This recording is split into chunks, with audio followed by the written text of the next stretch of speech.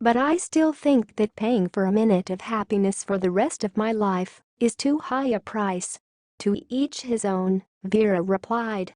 It was time for her to go. She threw her blouse over her shoulders, for it was late and chilly, and went out into the deserted night street. Why didn't I call a cab at Maya's?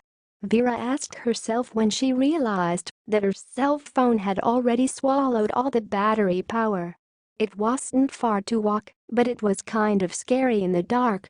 The road went through the park and then to the house in her cozy apartment, 10 minutes, and the way of brave heroes, that is, bypassing a whole hour.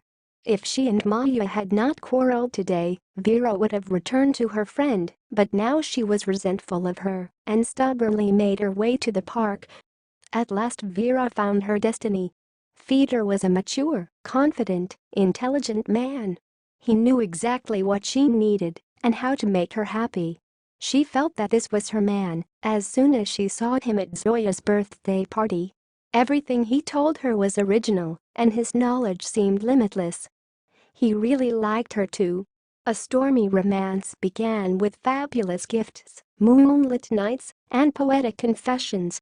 The dream became a reality, and Feeder even gave the most expensive jewelry for a woman, a ring.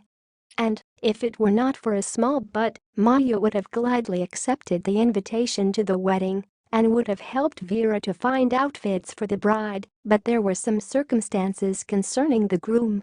The fact is that Feeder had become a widower 2 years ago, and he had a son. The boy, who was 10 years old, had a rather stubborn character, played sports and adored his father. He hated Vera the very moment she crossed the threshold of their apartment and was introduced to him as his father's favorite woman. The child was understandable, now all his father's attention had shifted to his beloved. From now on his father spent most of his free time with her, and the rest by the phone. He said to her good morning, bon appetit, good night, and many other sweet loving words, which Timka could not forgive Vera. He blamed only her for all his troubles. He had no negative opinion about his father. That aunt has rounded him up, he and his friends decided. And so when the lovers told the boy of their desire to marry, Tima told them straight to their eyes that he did not want and would not live with Vera in the same apartment because she was a predator, hypnotizing people. And even though he and his father had a serious conversation afterwards, Tima decided that he would not allow the pseudo-mom into his life. He stuck to his opinion.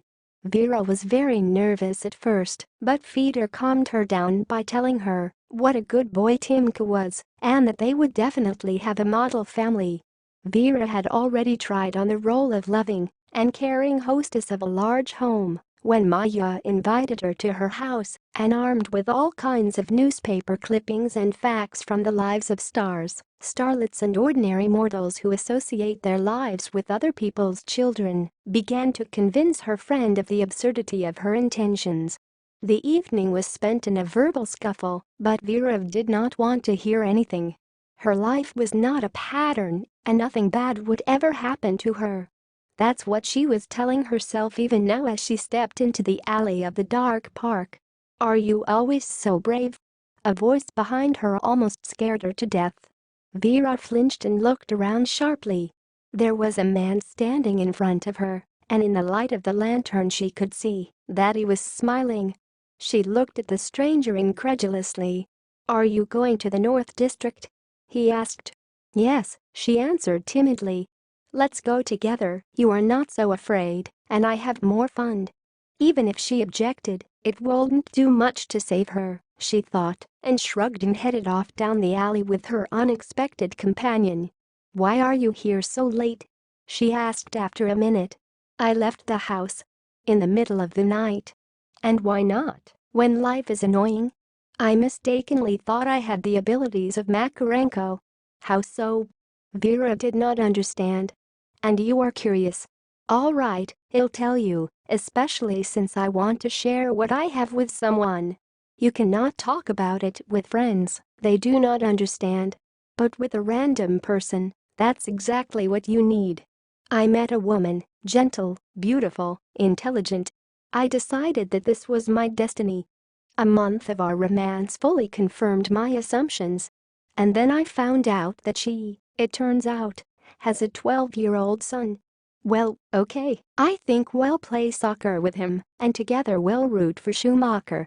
But there's no way.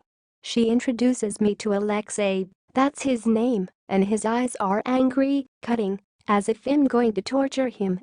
All night I put up with his sarcastic jokes and banter, saw that she was nervous, but did not want a quarrel. And then when I called on the phone, he wouldn't call her, even though she was home, ruining her outfits when we were going somewhere together. Once even broke her hair dryer so she didn't have time to get her hair done. But in spite of everything, she and I got married and started living together. However, it turned out that before that there were only flowers. Every morning her son punctured the tires of my car, and then he stuck some kind of rag in the exhaust pipe. That's why I still walk. Soon it turned out that all my suits were hopelessly ruined by some obscure stains. If any of my important work papers showed up at home, they disappeared like the Bermuda Triangle. You would not believe it, he even drew horns on my passport photo. Alexei stopped studying, and then he started running away from home. My wife became irritable, nervous, and our whole life became a living hell. I tried to talk to him like a man. But all he kept saying was that his parents were just getting back together, and then I showed up, that I was interfering in their family, interfering with their lives, that his mother was unhappy with me. And I know her ex-husband has had another family for a long time, and he has no plans for my wife. But you can't explain that to a guy. He stands his ground furiously. I didn't dare lay a finger on him, though he acted even worse when he saw me trying to keep quiet. Then today he came home drunk and cursed at his mother. I couldn't help it and slapped him in the face. My wife, and of course, stood up for my son, rebuking me for not slapping my own child. I can't go on, I don't want to, and I can't, even though I love her. What, are you here already? Yes, this is my house. Thank you for seeing me home. You're welcome. I wish you to find some common ground, and thank you very much for your frankness. And thank you, said the man, and went on. The next day, a pensive Vera strolled through the schoolyard. Around the corner came out Timka in the company of other children. He immediately saw her and stopped. Tima, can I talk to you for a minute?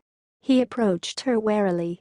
They sat down on a bench, and Vera began to talk about her life before she met Fyodor, about her first failed marriage, about her current love, about her dreams, plans, aspirations. At first Timka sat sullen, then began to throw quick glances at her, and then already looked openly, and even sometimes smiled. Forgive me for calling you a predator, the boy said with his eyes downcast. Only on one condition, that you stop addressing me as you. Okay, well, bye.